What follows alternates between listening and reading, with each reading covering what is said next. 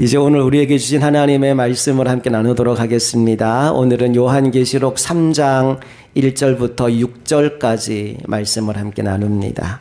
요한계시록 3장 1절부터 6절까지 말씀을 함께 교독해서 읽겠습니다.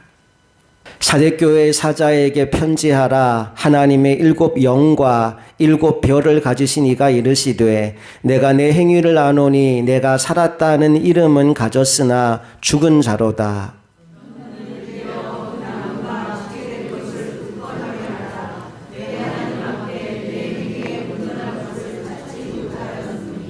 그러므로 내가 어떻게 받았으며 어떻게 들었는지 생각하고 지켜 회개하라.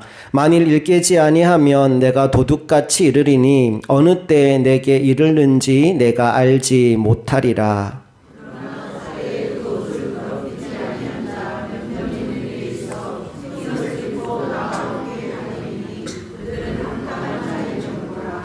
이기는 자는 이와 같이 흰옷을 입을 것이요 내가 그 이름을 생명책에서 결코 지우지 아니하고 그 이름을 내 아버지 앞과 그의 천사들 앞에서 시인하리라. 귀 있는 자는 성령이 교회들에게 하시는 말씀을 들을지어다. 아멘. 오늘은 교회여 깨어나라 라는 제목으로 하나님 말씀 나눕니다. 우리가 지금까지 7 교회 중에 몇 교회를 다루었죠? 에베소, 서머나, 버가모, 두아디라. 오늘 4대 교회 나갈 차례니까 벌써 4교회를 다루었습니다. 자, 이 4교회를 간단하게 한 교회씩 주님이 그 교회에 주신 말씀을 정리할 텐데, 에베소 교회에 어떤 말씀을 주셨나요? 처음 사랑을 회복하라. 너희들 열심히 정말 잘 섬긴 거 내가 아는데 그런데 너희들 큰일 났어. 처음 사랑을 잃어버렸어. 너희들 이거 회복하지 않으면 촛대를 옮겨버릴 거야 라고 말씀하셨어요. 여러분 안에 처음 사랑이 회복되어질 수 있기를 간절히 바랍니다. 옆 사람과 인사할까요? 우리 처음 사랑을 회복합시다. 인사하겠습니다. 두 번째 교회가 서문학교회인데요. 서문학교회는 칭찬만 받은 교회입니다. 그 교회에 주님 주신 말씀이 뭐였나요? 죽도록 충성하라. 지금까지 너희들 잘 섬겼어. 열심히 했어. 그거 나 알아. 근데 너희들 또 다른 고난이 있을 거야. 그래 괜찮아. 또 다른 고난이 있을 거지만 그래도 끝까지 죽도록 충성해. 그러면 너희에게 생명의 면류관을 줄 거야 라고 약속하셨습니다. 여러분, 이 말씀을 오늘 나에게 주는 말씀으로 받게 되기를 축복합니다. 옆 사람과 한 번 더 인사합니다. 우리 죽도록 충성합시다. 인사하겠습니다. 아멘. 자, 세 번째 교회, 버가모 교회 주신 말씀은 뭐였을까요? 틈타지 못하게 하라는 겁니다.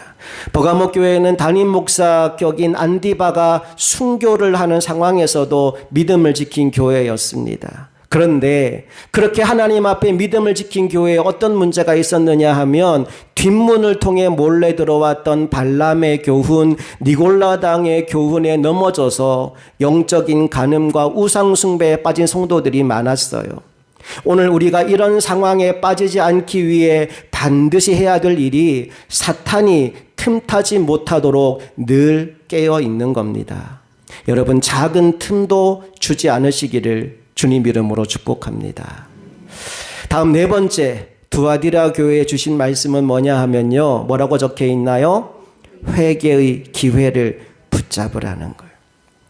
사실 두아디라 교회는 칭찬할 것이 굉장히 많은 훌륭한 교회였지만 자칭 선지자라고 하는 여자 이세벨을 용납했어요. 그래서 많은 성도들이 영적인 간음에 빠지게 됩니다. 하나님이 그들 모두에게 뭘 주셨느냐 하면 회개할 기회를 주셔요. 이세벨에게까지 회개할 기회를 주셔요. 그리고 나서 주시는 경고의 말씀이 뭐냐? 만약 너희들이 이 기회를 놓치면 좌우의 날선 검으로 너희를 치겠다라는 무서운 말씀을 주셨습니다. 그러므로 우리에게 주신 회개의 기회를 놓치지 않는 우리 모두가 될 수 있기를 간절히 소망합니다. 옆 사람과 한 번 더 인사합니다. 회개의 기회를 꽉 붙잡읍시다. 시작. 회개의 기회를 꽉 붙잡읍시다. 아멘. 자, 이제 오늘은 다섯 번째 교회인 사대교회를 만나볼 텐데, 사대라는 도시는 두아디라에서 남쪽으로 약 48km 정도 내려가면 그곳에 위치해 있는 지역으로 소아시아의 중심부에 있는 도시라고 볼 수 있습니다. 중심에 있다 보니 다른 도시보다 물질적으로 굉장히 부강했고 군사적으로도 굉장히 중요한 요충지가 되었던 지역이 바로 사대입니다. 이 사대에는 금이 많이 났어요. 한마디로 부자 동네입니다. 그리고 이 사대라는 지역의 또 다른 특이한 점이 뭐냐 하면 다른 도시들은 다 예수 믿는 것 때문에 핍박과 박해가 많았던 반면 사대에는 그런 핍박이 별로 없었다는 거예요. 그러니 예수 믿기가 너무너무 좋은 환경이었어요. 그런데 그 교회를 향하여 주시는 주님의 말씀이 충격적입니다. 다른 교회들은 대부분 다 칭찬부터 하시거든요. 그런데 사대교회는 칭찬 한마디 없이 책망으로 말문을 여십니다. 우리 3장 1절 말씀을 다시 한번 읽어볼게요. 시작. 사대교회 사자에게 편지하라. 하나님의 7 영과 7 별을 가지신 이가 이르시되 내가 내 행위를 아노니 내가 살았다 하는 이름은 가졌으나 죽은 자로다. 예수님이 어떤 모습으로 등장하십니까? 하나님의 7 영과 7 별을 가지신 분으로 등장하십니다. 여기 7 영은 완전하신 성령님을 가리키는 것이고 7 별은 7 교회의 사자, 7 교회에 보내신 목회자들을 의미한다라고 이미 말씀을 드렸습니다. 그러니까 주님이 지금 가지고 계신 이 7 별 속에 오늘 편지의 수신자인 사대교회의 사자도 포함되어 있겠지요. 그에게 다시 말해서 사대교회의 사자에게 주님이 지금 말씀하고 계신 겁니다. 뭐라고 말씀하셨나요? 내가 내 행위를 아노니 내가 살았다 하는 이름은 가졌으나 죽은 자로다. 여러분, 여기서 죽었다라는 말은 이제 앞에 등장한 주님의 모습을 통해서 유추해 볼 때 성령의 역사가 끊어졌다는 거예요. 하나님의 7 영, 성령의 역사가 멈추어진 겁니다. 그리고 강단에서 선포되는 말씀이 힘을 다 잃어버렸다 이 말입니다. 여러분, 그게 사대교회의 실상이었어요. 돈도 많고 사람도 많고 건물도 화려하고 분명 겉으로 보기에는 살아있는 것 같은데 성령의 능력과 영적인 교제가 완전히 소멸되어 버린 교회. 경건의 모양은 있으나 경건의 능력은 상실해 버린 교회. 여러분, 그 교회가 바로 사대교회였다는 겁니다. 여러분 생각에 교회는 무엇으로 유지가 된다고 생각하십니까? 사람들은 교회가 교인들의 헌금으로 유지된다라고 생각하는데 절대 그렇지 않습니다. 교회는 헌금으로 유지되는 게 아니에요. 그럼 무엇으로 되느냐? 바로 하나님의 말씀입니다.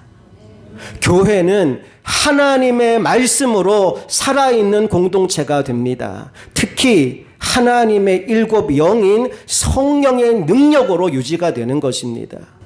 성령을 하나님의 7 영이라고 말하는 이유는 성령이 이 세상에서 일어나는 모든 일들을 다 알고 계시며 특히 하나님의 기쁘신 뜻까지 다 알고 계시기 때문입니다. 그래서 성령님이 오시면 우리 인간의 문제는 다 해결되는 줄로 믿습니다. 그런데 성령님은요, 오직 교회에만 임하십니다. 그리고 성령은 그냥 임하시는 것이 아니라 강력한 말씀의 선포와 함께 임하십니다. 바로 그때 우리가 부흥을 경험하게 되는 거지요. 그리고 부흥이 일어날 때 온 성도들의 마음이 뜨거워지고 기도가 응답되기 시작하고 사탄의 세력을 이기는 강한 역사가 나타나기 시작합니다. 여러분, 이게 살아있는 교회예요. 문제는 뭐냐 하면 지금 사대교회는 그게 다 사라져버린 겁니다. 성령의 능력이, 말씀의 능력이 다 죽어버린 거예요. 특별히 성경이 전체적으로 말하는 죽음이라는 것을 다른 단어로 표현한다면 분리 혹은 단절이라고 표현할 수 있어요. 영적인 죽음은 영이신 하나님과 우리의 관계가 분리되고 단절된 걸 의미합니다. 육체적인 죽음은 우리의 영과 육이 단절되고 분리된 상태를 의미합니다.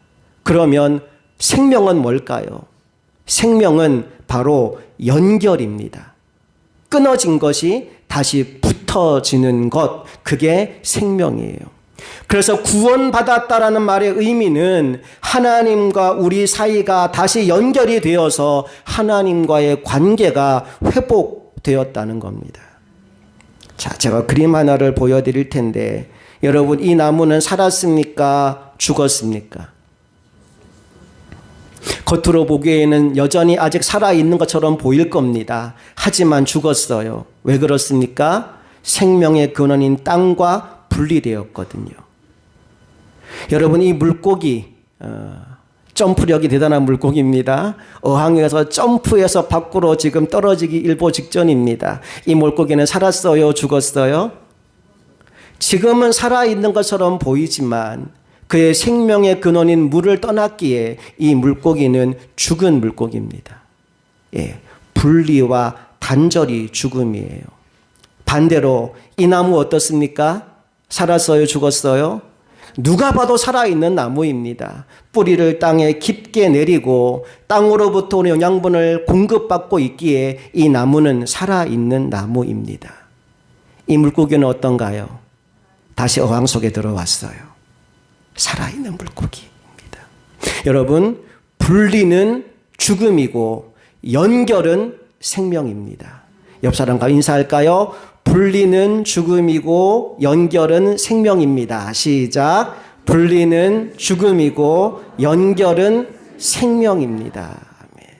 그래서 요한복음 15장 5절에서 주님이 이런 말씀을 하신 거예요. 스크린 보면서 함께 읽어봅시다. 시작. 나는 포도나무요 너희는 가지라. 그가 내 안에 내가 그 안에 거하면 사람이 열매를 많이 맺나니 나를 떠나서는 너희가 아무것도 할 수 없습니다. 아멘. 연결되어야 열매를 맺는 거예요. 그런데 분리되면 아무것도 할 수 없습니다. 그 상태가 바로 죽음입니다. 사대교회의 안타까운 점은 세상과는 잘 연결이 되어 있었다는 거예요. 그래서 돈도 많이 벌고 건물도 세우고 사람들도 많이 모여서 으쌰으쌰하는 분위기였지만 정작 하나님과의 관계는 끊어져 있었던 겁니다. 그래서 살았다 하는 이름은 가졌으나 실상은 죽은 교회라는 평가를 받게 된 거지요. 사랑하는 여러분, 하나님과 연결되시기를 축복합니다. 누가 볼 때만 크리스찬이 아니라 24시간 365일을 그리스도인으로 살아가는 저와 여러분 모두가 될 수 있기를 간절히 바랍니다. 자, 이제 2절 말씀을 통해서 실상은 죽어있는 교회를 향한 주님의 처방전을 함께 읽어보겠습니다. 같이 읽어볼게요. 시작. 너는 일깨어 그 남은 바 죽게 된 것을 굳건하게 하라. 내 하나님 앞에 내 행위에 온전한 것을 찾지 못하였노니. 아까도 말했지만 여기서 너는 사대교회의 사자입니다. 그러니까 먼저 목회자에게 일어나서 정신을 차리라고 말씀하고 있는 거예요. 너는 일깨어. 그렇죠? 아재 개그 하나 할게요. 사대교회니까 싸대기를 막 때리면서 정신 차려라. 잠에서 좀 깨라. 네가 먼저 일어나야 된다라고 지금 말씀하고 있는 겁니다. 사대교회는 무슨 교회요? 싸대기 맞은 교회입니다. 정신 좀 차리라고. 예. 여러분, 우리가 함께 정신 차릴 수 있기를 원합니다. 데살로니가전서 5장 6절은 이렇게 말씀합니다. 같이 읽어볼게요. 그러므로 우리는 다른 이들과 같이 자지 말고 오직 깨어 정신을 차릴지라. 아멘. 옆에 졸고 있는 사람 아무도 없으시죠? 옆 사람 보면서 인사합니다. 우리 정신 차립시다. 인사합시다. 시작. 정신 차립시다. 정신 차립시다. 아멘, 아멘. 정신 차려라. 그래요. 정신 차려라. 그리고 나서 뭘 하라고 말씀하시느냐? 그 남은 바 죽게 된 것을 굳건하게 하라 말씀합니다. 감사하게도 아직 뭐가 있다는 거예요? 남은 게 있다는 겁니다. 다 끝난 것 같은데 주님은 아직 남은 게 있다라고 말씀하십니다. 특별히 성경을 보면 남은 자, 그루터기에 관한 말씀들이 굉장히 많이 나옵니다. 그리고 주님은 뭔가를 다시 시작하실 때 없는 것을 가지고 하시는 게 아니라 남은 것을 통하여 새 역사를 이루어 가십니다. 그래서 항상 물어보는 질문이 남은 것이 무엇이냐예요. 여러분, 없는 것을 묵상하면서 불평하기보다는 남은 것을 통하여 일하시는 하나님을 기대하며 감사하시기를 축복합니다. 오늘 주님이 그 남은 바 죽게 된 것을 굳건하게 하라라고 말씀하신 이유는 아직 그 교회 안에 소망의 불씨가 남아있기 때문이에요. 그리고 그 불씨를 잘 다루면 다시 불을 붙이는 일이 가능하기 때문입니다. 4절 말씀을 보세요. 말씀이 어떻게 이어지나요? 그러나 사대에 그 옷을 더럽히지 아니한 자 몇 명이 보세요. 여기 몇 명이 있잖아요. 몇 사람이 있잖아요. 특별히 옷을 더럽히지 않았다라고 말씀하시는데 세 가지로 정리해 볼 수 있어요. 첫째, 이 세상에 도덕적인 부패에 물들지 않았다. 둘째, 이단 사상에 감염되지 않았다. 그리고 마지막 셋째, 충성스럽게 순수한 신앙을 고수했다. 이런 의미들이 담겨 있습니다. 그런데 그게 소수예요. 몇 명에 불과합니다. 여러분, 그래도 괜찮아요. 왜 그렇습니까? 그들이 불씨니까요. 그들이 그 교회의 희망이 될 수 있으니까요. 그 불씨가 다시 불을 일으키면 사대교회, 지금은 죽은 교회가 다시 살아날 수 있기에 그 남은 자 몇 명이 그 교회의 희망이라고 볼 수 있어요. 나는 저와 여러분이 이런 사람이 되었으면 좋겠습니다. 세상이 어떻게 바뀌어도, 상황이 어떻게 달라져도, 사람들이 뭐라고 얘기해도 나는 내 믿음 지키리니. 찬송가 490장 3절의 가사, 세상 풍조는 나날이 변하여도 나는 내 믿음 지키리니. 여러분, 이 가사가 여러분의 것이 될 수 있기를 간절히 바랍니다. 자, 그런데 말씀을 계속 보니까요, 그들이 흰 옷을 입고 나와 함께 다니게 될 것이다 라고 말씀이 이어집니다. 여기서 흰 옷은 여러분 진짜 흰색 옷을 의미하는 게 아닌 거 아시죠? 모르시나요? 이 흰 옷이 어떻게 만들어지느냐 하면 어린 양의 피에 씻어서 휘어지는 거예요. 요한계시록 7장 13절 말씀을 보면 장로 중에 하나가 요한에게 물어봅니다. 이렇게 말합니다. 이 흰옷 입은 자들이 누구며 또 어디서 왔느냐? 흰옷 입은 사람이 누군지 어디서 왔는지를 물어요. 그리고 대답을 못하니까 이렇게 답을 줍니다. 14절 다 같이 읽어볼게요. 시작. 내가 말하기를 내 주여 당신이 아시나이다 하니 그가 나에게 이르되 이는 큰 환난에서 나오는 자들인데 어린 양의 피에 그 옷을 씻어 희게 하였느니라. 답이 뭐라고 나와요? 어린 양의 피에 그 옷을 씻어서 희게 되었다라고 말합니다. 상식적인 질문 하나 드릴게요. 여러분, 옷을 피로 빨면, 옷을 피에다 빨면 옷이 흰색이 됩니까? 빨간색이 됩니까? 네, 그렇죠. 빨간색이 되죠. 어린 양의 피에 옷을 씻으면 흰 옷도 빨개집니다. 그러니까 여기서 흰 옷이라는 말은 말 그대로 흰색 옷을 의미하는 게 아니라 주님이 흘리신 보혈로 정결함을 얻게 된 것을 의미하는 거예요. 이단들은 그 의미를 모르니까 진짜 흰색, 색깔을 고집하는데 여러분 색깔이 중요한 게 아닙니다. 예수 피로 정결함을 입는 것이 중요합니다. 그 은혜를 덧입는 여러분 모두가 되기를 간절히 바랍니다. 이제 다시 본문으로 돌아와서 3절 말씀을 함께 읽어볼게요. 시작. 그러므로 내가 어떻게 받았으며 어떻게 들었는지 생각하고 지켜 회개하라. 만일 일깨지 아니하면 내가 도둑같이 이르리니 어느 때 내게 이르는지 내가 알지 못하리라. 여러분 여기에 사대교회가 다시 살 수 있는 길이 나옵니다. 뭐 하면 됩니까? 일단 처음 들었던 그 복음을 다시 회복하면 됩니다. 내가 어떻게 받았으며 어떻게 들었는지 생각하고 처음 받은 복음을 기억해내라는 거예요. 그리고 그 다음에 뭘 하라고 합니까? 지켜 회개하라. 지켜 회개하라. 그 말씀, 이제 생각난 그 말씀에 순종하여 바른 길로 돌이키라는 겁니다. 너희가 지금 믿고 있는 거 다 버리고 바른 복음으로 돌아오라는 겁니다. 그러면 살 수 있다는 거예요. 자, 그런데 지금 이게 마지막 기회입니다. 내가 지금 너희들에게 이렇게까지 말했음에도 불구하고 너희가 만일 일깨지 아니하면, 다른 말로 정신 차리지 않으면 내가 무엇같이 이르리니라고 말씀하셨죠? 내가 도둑같이 이르리니 어느 때 내게 이르는지 내가 알지 못하리라. 그때는 이미 늦은 때라는 겁니다. 심판을 피할 수 없을 것이다 라고 경고하는 겁니다.